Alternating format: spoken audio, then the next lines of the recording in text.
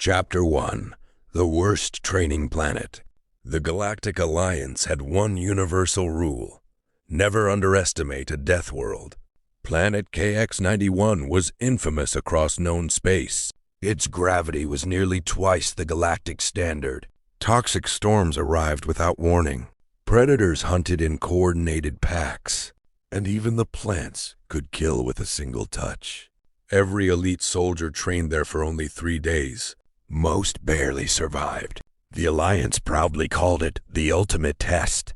Then humanity arrived. The instructors expected fear.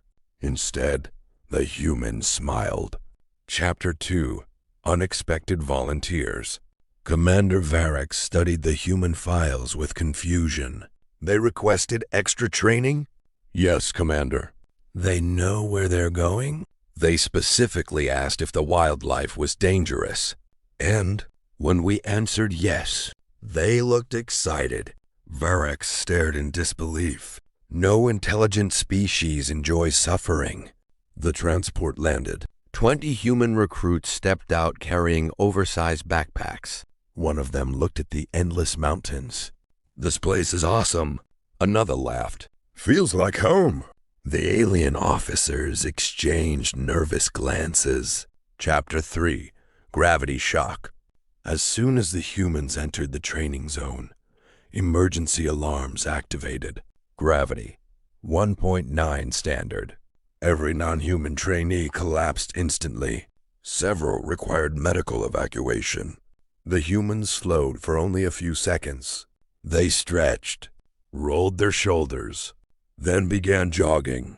One recruit shouted, "Finally, a real workout." Another started doing push-ups. The instructors checked their scanners. The readings were correct. No equipment malfunction. The humans were adapting naturally. Chapter 4: Predator Encounter. A massive razor beast emerged from the jungle, 8 meters long, armor-plated, fast enough to outrun military vehicles. The instructors immediately ordered evacuation. Before anyone moved, a human named Mason stepped forward. He picked up a fallen metal pole. Guess today's survival class starts early. The creature charged. Everyone expected tragedy. Instead, Mason sidestepped perfectly. The beast crashed into a boulder.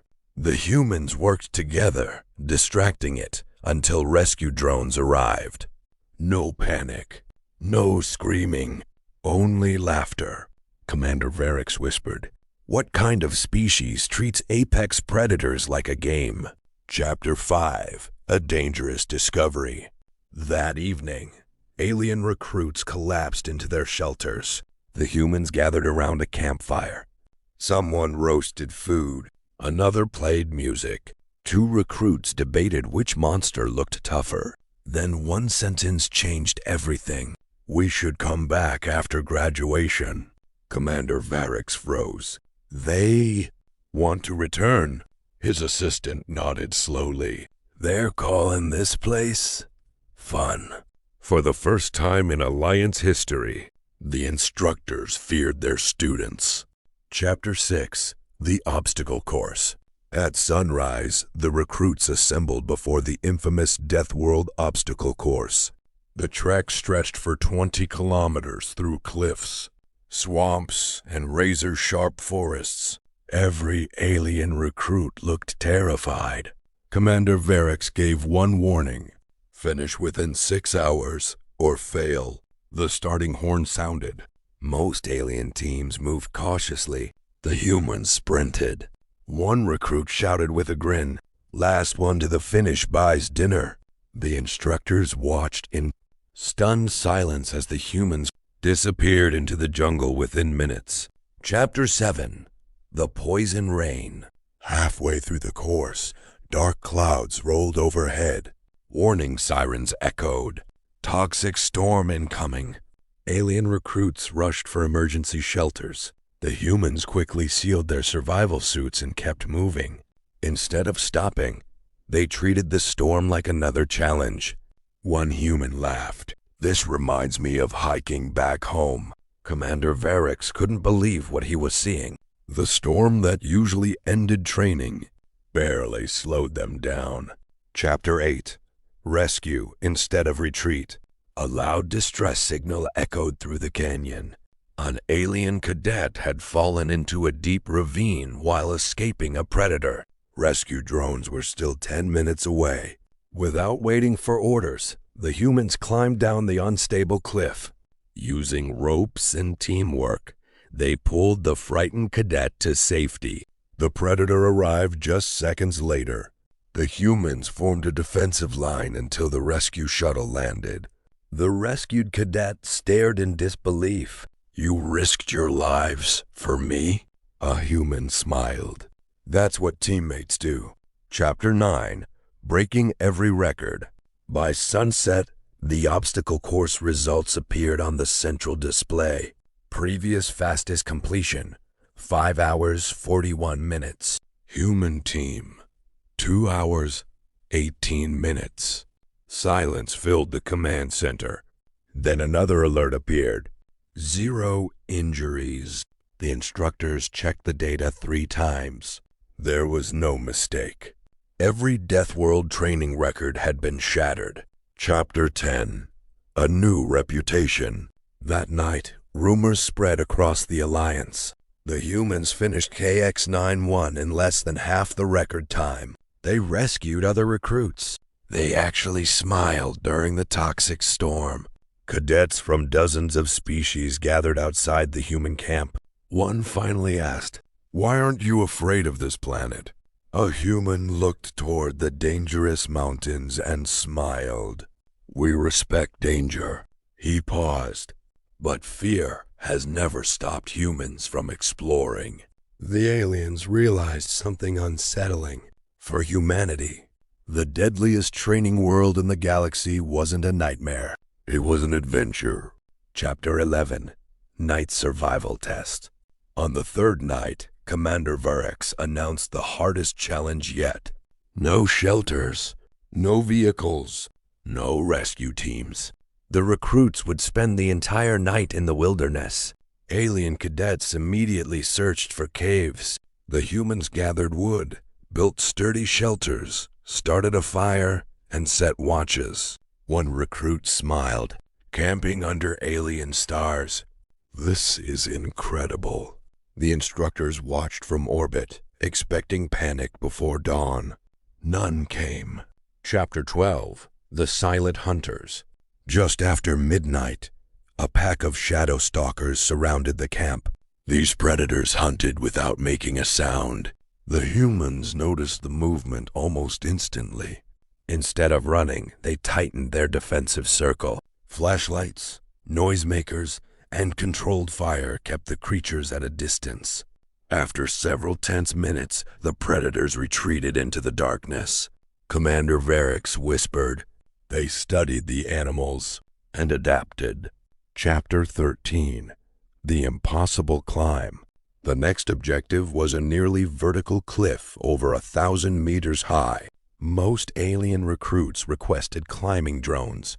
The humans refused assistance.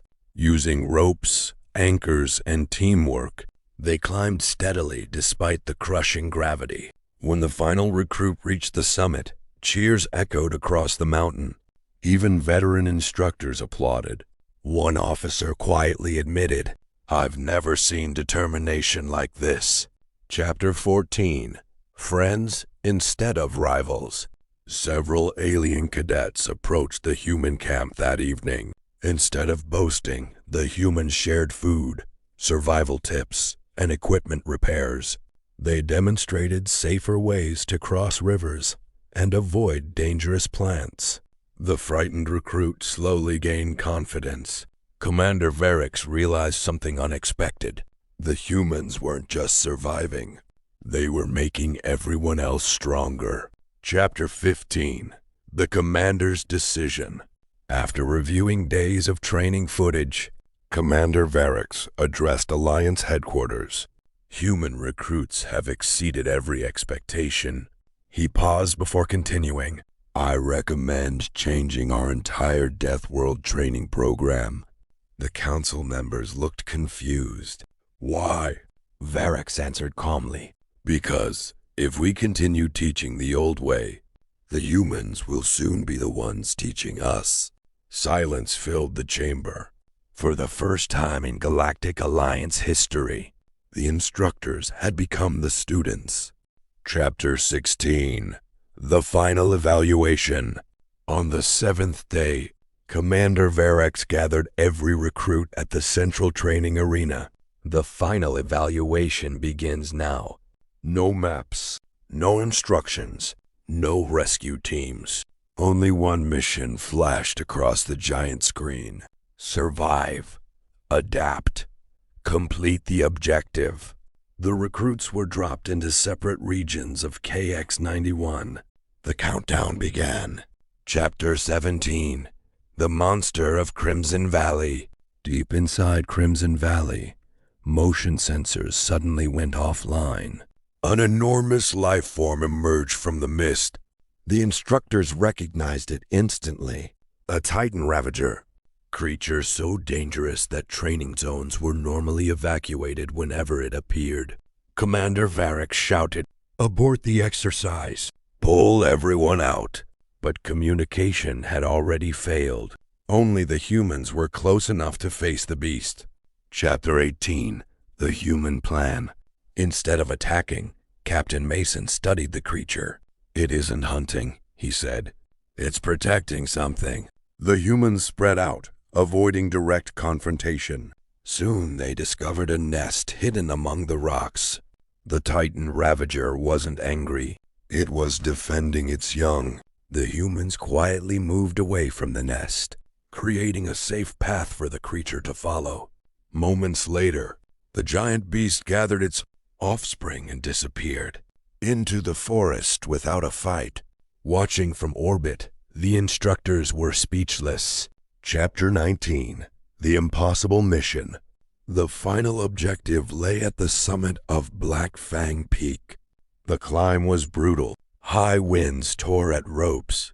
Loose rocks crashed into the abyss. Despite exhaustion, the humans refused to leave anyone behind. When one alien cadet slipped from a ledge, 2 human recruits caught the safety line just in time. Together, humans and aliens reached the summit. As the beacon activated, the mission was complete. Every surviving recruit stood together. Chapter 20. A New Meaning of Strength. Back at Alliance headquarters, the graduation ceremony began. Commander Varex addressed the crowd. "We believed strength meant defeating every enemy." He looked toward the human team. "But these recruits taught us something greater. True strength is surviving together, protecting others, and understanding when not to fight." The entire hall rose in applause. From that day forward, Deathworld training was rewritten across the galaxy.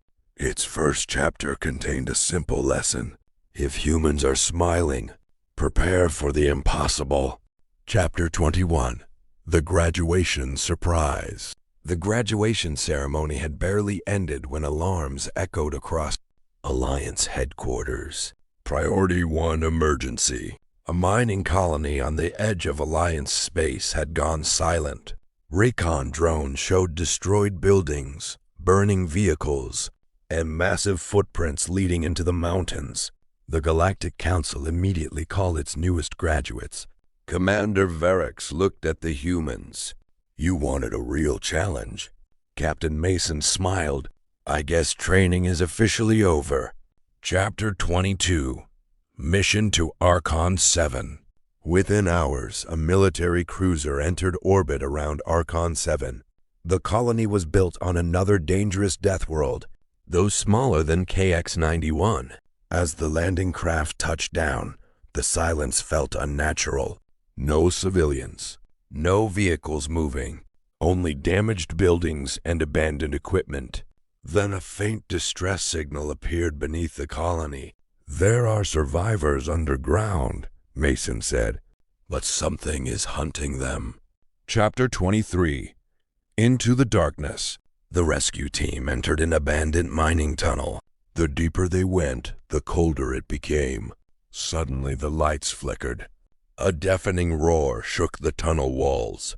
A gigantic subterranean predator burst from the darkness, scattering rocks everywhere. Alien soldiers froze. The humans didn't. They formed a defensive line, protecting the engineers as they guided trapped civilians toward the exit. The creature charged, but the humans stood their ground. Chapter 24. Turning the Hunt Around. Mason quickly noticed the predator wasn't attacking randomly. It was following vibrations. He whispered, "Stop running." Everyone froze. The monster paused, confused. The humans quietly placed mining explosives on a nearby rock wall and retreated. When the beast moved toward the sound of a thrown metal tool, boom! The tunnel collapsed behind it, trapping the creature without killing it. The rescue route was clear. More than 200 colonists escaped safely. Chapter 25. Heroes of the Alliance. News of the rescue spread across the galaxy within hours. The graduates who had laughed during Deathworld training had just saved an entire colony. The Galactic Council honored every member of the team. Commander Varix addressed the assembly. "We once believed humans enjoyed danger because they lacked fear." He smiled for the first time. "We were wrong. They face danger because someone must protect those who cannot." The hall erupted in applause. Far across the galaxy, new recruits began whispering the same sentence whenever humans entered a training camp. "If the humans are smiling, we're probably going to survive." Chapter 26. An Impossible Invitation. A week after the rescue of Archon 7, the Galactic Council made an unprecedented announcement. Every military academy in the Alliance would send its best instructors to KX-91, not to teach, to learn from humans. Commander Varix stood before the audience and said, "Humanity has changed what survival means." The hall fell silent. No species had ever been asked to rewrite Alliance doctrine. Chapter 27. The Human Training Method. The new class expected impossible drills. Instead, Captain Mason began with simple words. Strength starts with trust. The humans taught teamwork before combat, observation before action, planning before courage. They showed recruits how to read tracks, predict storms, build shelters, and stay calm under pressure. Many alien instructors were surprised. The humans weren't fearless. They were prepared. Chapter 28. The Emergency Signal. Halfway through the course, every communicator flashed red. Unknown fleet detected. An unidentified force had entered Alliance space and was heading toward KX-91. The training exercise ended immediately. Orbital defenses powered up. Students and instructors prepared for a real battle. Chapter 29. The Fleet That Underestimated Earth. The mysterious fleet belonged to the Dominion, a powerful empire that had conquered dozens of star systems. Its commander laughed after reading the Alliance report. "So, the famous humans are here." He smiled confidently. "We'll eliminate them first." Minutes later, Dominion troops landed on KX-91. Within an hour, their soldiers were exhausted by the planet's crushing gravity, poisonous air, and relentless wildlife. The humans, however, moved across the terrain as if they were on a training exercise, because to them, it was. Chapter 30. Welcome to the Deathworld. The first Dominion assault collapsed before reaching the Alliance base. Their armored vehicles became trapped in poisonous swamps. Predators attacked isolated patrols. Communication towers failed during violent storms. The humans had predicted every danger.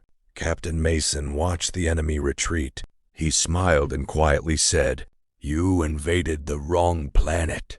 Commander Varix looked across the battlefield. For the first time, he understood the greatest weapon humanity possessed. It wasn't stronger guns. It wasn't faster ships.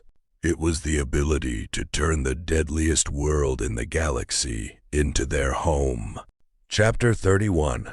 The Dominion Strikes Back. Humiliated by their first defeat, the Dominion commander refused to retreat. Send the Iron Legions. Thousands of elite soldiers descended onto KX-91 with heavy walkers, combat drones, and orbital support. The Alliance feared the Deathworld would finally fall. The humans simply checked their equipment. Captain Mason smiled. Round 2. Chapter 32. The planet fights with them. The humans never attacked head-on. Instead, they lured the Dominion forces through narrow canyons and unstable cliffs. Hidden sinkholes swallowed armored vehicles. Poison vines wrapped around abandoned machines. Predators, disturbed by the invaders' noise, charged directly into Dominion formations. An Alliance officer whispered, "It's as if the planet itself is fighting beside them." Mason replied, "No, we're just letting nature do what it always does." Chapter 33. Behind Enemy Lines. A Dominion command relay hidden deep in the mountains coordinated every attack. Without it, the invasion would collapse. Captain Mason led a small team through freezing caves and underground rivers. For 2 days they avoided patrols, surviving only on ration packs and purified rainwater. At dawn, they reached the relay station. No alarms, no gunfire, only perfect timing. Within minutes, the communication array went dark. The Dominion fleet lost contact with its ground forces. Chapter 34. The Enemy's Realization. The Dominion commander watched his tactical display fill with red warning symbols. Entire battalions had vanished. Supply convoys never arrived. Recon drones disappeared one after another. He finally understood. We're not fighting the Alliance. We're fighting humans on a death world. His confidence disappeared. For the first time in decades, he ordered a retreat. Chapter 35. Legends are born. As the last Dominion ships escaped into hyperspace, silence returned to KX-91. The Alliance had won, not because it possessed the largest fleet, not because it had the strongest weapons. It had won because a handful of humans understood the planet better than any enemy ever could. Across the galaxy, military academies rewrote their history books. A new chapter was added. Never invade a death world defended by humans. It soon became more than a lesson. It became one of the galaxy's most respected and feared rules. Chapter 36. The Hidden Mastermind. Although the Dominion fleet had retreated, Alliance intelligence discovered something unsettling. The invasion had not been planned by the Dominion alone. Intercepted transmissions mentioned a mysterious leader known only as the Architect. No face, no species, only one chilling order: study the humans, then eliminate them. The war was far from over. Chapter 37. Operation Shadow Hunt. Captain Mason assembled a volunteer team of humans and alien recruits. Their mission was simple, but dangerous. Locate the Architect's hidden command station before another invasion could begin. Using captured Dominion data, the team tracked a signal to an uncharted moon hidden inside a dense nebula. Even the Alliance had never explored it. Chapter 38. The Fortress in the Mist. The moon was covered in black forests and towering mountains. At its center stood a massive fortress protected by advanced defense systems. Instead of launching a full assault, Mason chose stealth. The team climbed cliffs, crossed frozen rivers, and slipped through maintenance tunnels. Inside, they discovered something shocking. The Architect had spent years collecting battle records from every species in the galaxy. One section was much larger than all the others. Humanity. Chapter 39. Why Humans? The team secretly copied the files. They revealed a disturbing truth. The architect believed humans were the only species capable of uniting the galaxy. If humanity survived long enough, every major civilization would eventually follow their example. To prevent that future, the architect planned to destroy Earth first. Captain Mason looked around the silent control room. So that's why they've been watching us. Chapter 40. A Promise to Earth. Before leaving, the humans planted a signal beacon inside the fortress. As the team escaped into orbit, Alliance warships jumped out of hyperspace. The hidden base was surrounded. Commander Varix contacted Mason. Excellent work. Mason looked toward the stars where Earth lay thousands of light years away. If they want humanity, they'll have to come through all of us. For the first time in history, humans and dozens of alien species stood together as one united force. The final battle was approaching. Chapter 41. The Architect Revealed. As Alliance fleets surrounded the hidden fortress, its massive doors slowly opened. A single figure emerged. Tall, silver-armored, and surrounded by advanced drones. "I am the Architect," the voice echoed. "For centuries, I have watched civilizations rise and destroy themselves." His glowing eyes fixed on the humans. "You are the greatest threat to my perfect order." Captain Mason stepped forward. "We're here to end your war." Chapter 42. The Battle for the Fortress. Without another word, the Architect unleashed his defense army. Combat drones filled the sky. Laser fire lit the mountains. Alliance forces struggled against the endless machines. The humans split into small squads, moving through the battlefield with the same teamwork they had learned on KX-91. Every obstacle became an opportunity. Every ambush became a trap for the enemy. The battle slowly turned in the Alliance's favor. Chapter 43. The Final Lesson. Inside the fortress, Mason finally confronted the Architect. "You humans are impossible," the Architect said. "You embrace danger instead of fearing it." Mason smiled. "No, we respect danger, but we never let it decide our future." The Architect hesitated. For the first time in centuries, he questioned his own beliefs. Chapter 44. Choosing Peace. Instead of delivering the final blow, Mason lowered his weapon. Every enemy deserves a chance to choose a better path. The Architect looked around. His machines were disabled. His fortress was surrounded. Yet the humans had spared him. Slowly, he deactivated his army. "I spent centuries preparing for war. Never prepared for mercy." The battle was over. Chapter 45. A New Beginning. The Alliance celebrated a victory unlike any before. No worlds had been destroyed. No civilizations had been erased. The Architect agreed to share his knowledge instead of his weapons. Commander Varix addressed the gathered fleets. "The greatest victory is not defeating an enemy. It is turning an enemy into a friend." Across the stars, humanity earned a new title. The Guardians of the Galaxy. Chapter 46. The New Academy. 1 year after the war, KX-91 was no longer known only as the galaxy's deadliest Deathworld. It had become the home of the Galactic Survival Academy.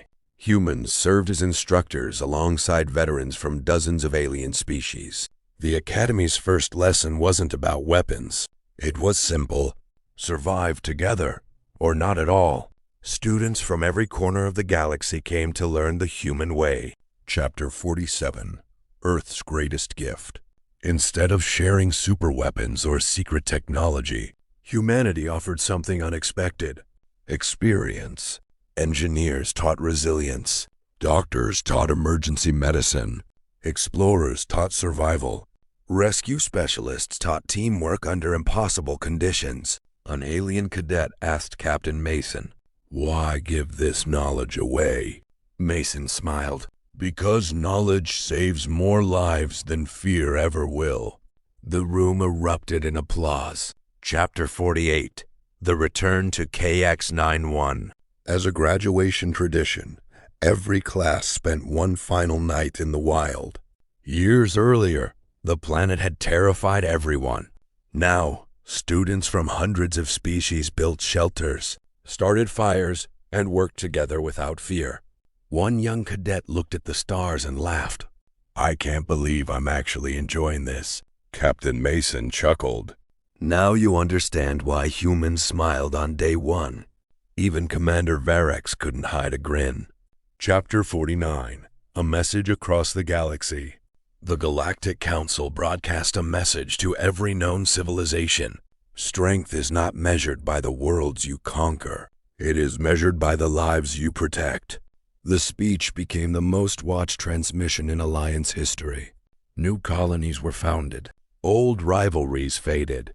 For the first time in centuries, the galaxy looked toward the future with hope instead of fear. Chapter 50, Deathworld No More. Years later, a visitor asked why humans loved KX-91 so much. Captain Mason looked across the mountains where everything had begun. It never stopped being dangerous. He smiled as new recruits crossed the same training field where history had changed. It stopped being a place of fear. It became a place where strangers became family. Commander Varex stood beside him. When humans first arrived, we thought they were reckless. We were wrong. They weren't enjoying the danger. They were enjoying the chance to become stronger together. As the sun set over the legendary Deathworld, thousands of recruits marched forward, humans and aliens side by side. The galaxy had learned its greatest lesson. The strongest civilization isn't the one that survives alone. It's the one that helps everyone survive. The end. If you enjoyed this HFY Chronicles story, don't forget to like this video, subscribe to the channel, and turn on notifications so you never miss our next journey across the stars. Thanks for watching, and we'll see you in the next adventure.